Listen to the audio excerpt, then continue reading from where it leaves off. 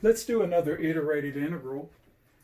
Later on in our course, we'll see that this particular expression RD theta will have a much bigger significance when we start talking about change of variable. So again, let's now just look at this as an iterated integral and compute it with the techniques that we know.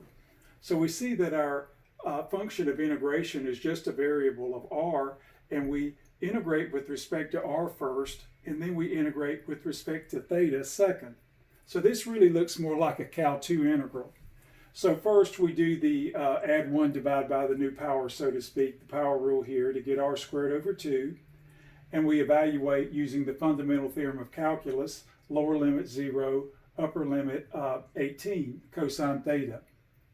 And so, of course, when we square things, when we square the 18 cosine theta, we get 18 squared cosine squared theta. And of course, 0 doesn't give us anything. And we factor the 1/2 just using properties of a single integral from calculus 1.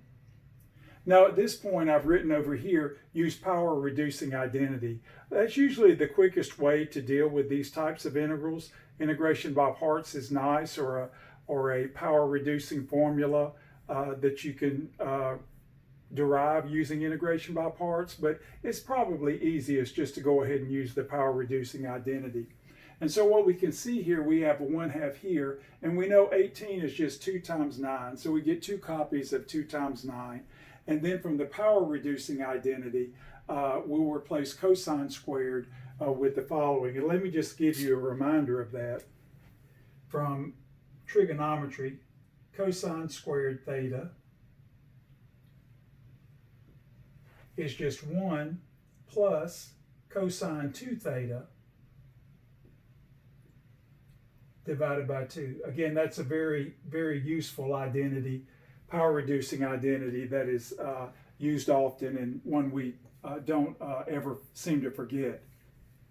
And so we have another copy of 2 here, of course, and then we have the 1 plus cosine 2 theta right here. And this is a very simple antiderivative.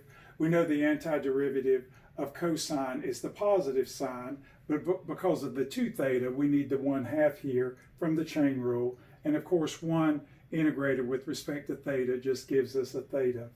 And then we evaluate from what? 0 to pi over 2. Now, upon evaluation, replacing theta with pi over 2, we get pi over 2 plus sine pi divided by 2. And then the lower limit, we just get 0 plus sine of 0 divided by 2. And of course, sine of pi is 0, sine of 0 is 0, and the only non-zero term that we have here is the pi over 2. So the answer will be 81 pi divided by 2. And we are done.